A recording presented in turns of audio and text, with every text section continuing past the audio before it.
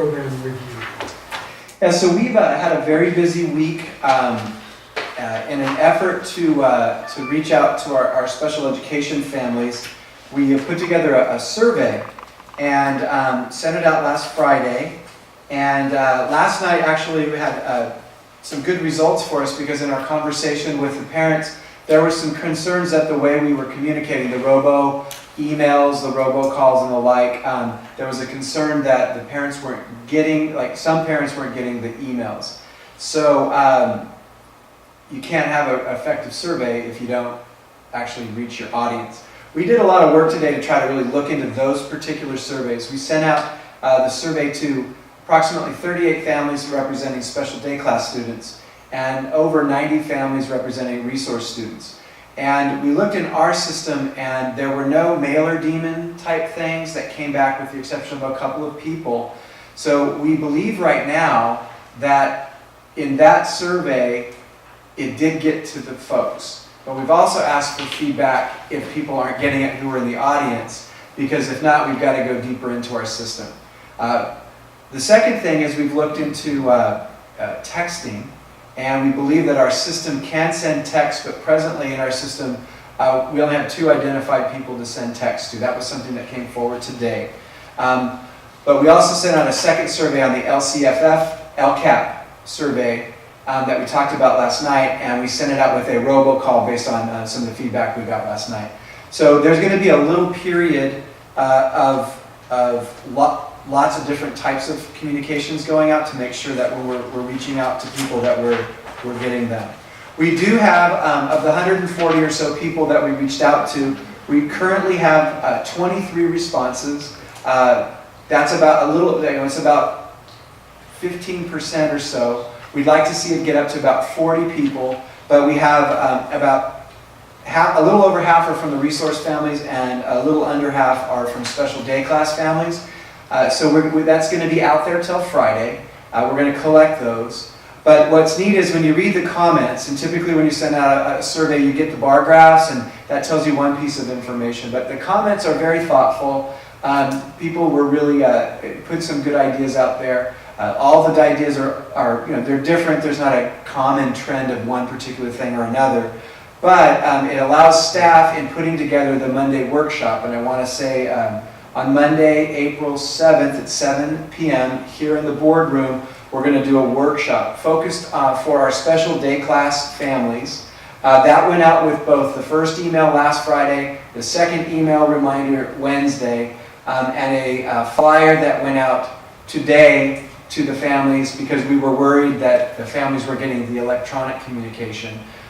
So that we can go over what the comments are, frame it around a workshop model, and start to really talk through what does the district look like now, and what is it going to look like when we have 6 elementary schools, and how does that growth and change in the program affect our special day class programs in particular, but ultimately leading to the improvement plan that the board directed me to begin working on as part of an overall overhaul of what we're doing. Any questions? A couple of questions. The time of the meeting on Monday? 7 p.m. 7 p.m.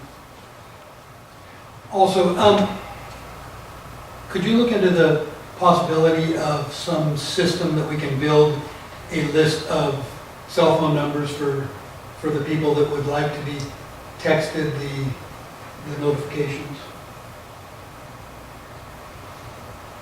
Yes. And there are systems that do that. Yeah, I actually get. Yeah. Although it gets annoying because Kimball, for some reason, wants to call you 6 times for everything. But I get a text, a phone call, and an email from Kimball anytime there's an announcement. So I know the systems exist. I know Matt has a bunch of things to say. I just want to add one little point. I was stopped a whole bunch over the weekend by various parents saying they didn't get the messages, they didn't get the stuff. And I would just like to point out, especially for this community within the district, you can't over-communicate. We have to do everything we can to try to reach these folks because they tend to be, they're very vocal, they're very adamant, they're very strong positioned, and I appreciate that because they're very involved in their kids' lives. And anything we can do and everything we can do to over-communicate. I don't think any one of those parents would ever say, you told me too much. And that's everybody else, It was just, I think, the sense of frustration from the people I was talking to was, we just didn't know. We just want to talk. We just want to know what's going on and why. And where we're not doing that, we need to really make sure we're looking at things to try to figure out a better way to do it. So Absolutely. that's all I wanted to say. And I was just going to kind of say, I mean, I've been on the board for a long time, and I know when Mr. Hanson got here, we had nothing.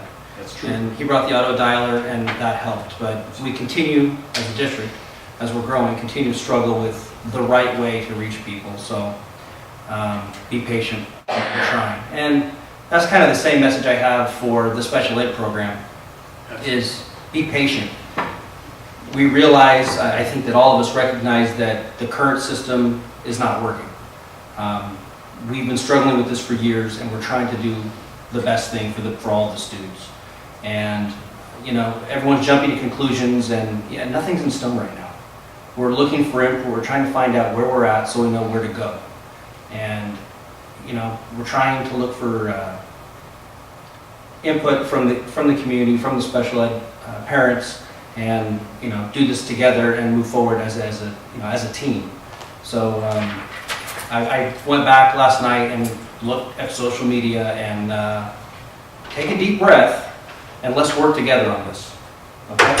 I can, you know, personally, I know every single board member up here on a personal level, and we all want what's best for the kids. That's why we do this. It's not for the paycheck. No. So, I just wanted to say that. I think that, you know, there seems to be a lot of anxiety over this. I understand when it's your students, and, you know, especially in an extremely difficult situation as it is already, but we want to get this right. We want to work together and move forward together. And I would just like to reiterate something that a couple of my fellow board members said. One thing is that we appreciate the parents who are involved and want answers and want to question the way things are done. We appreciate that.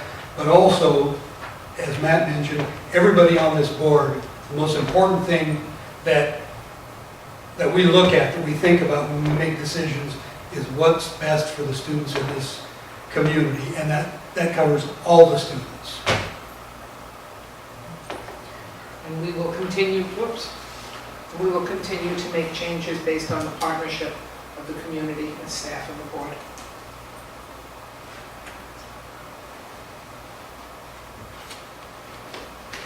Moving on to item C, solar energy initiative.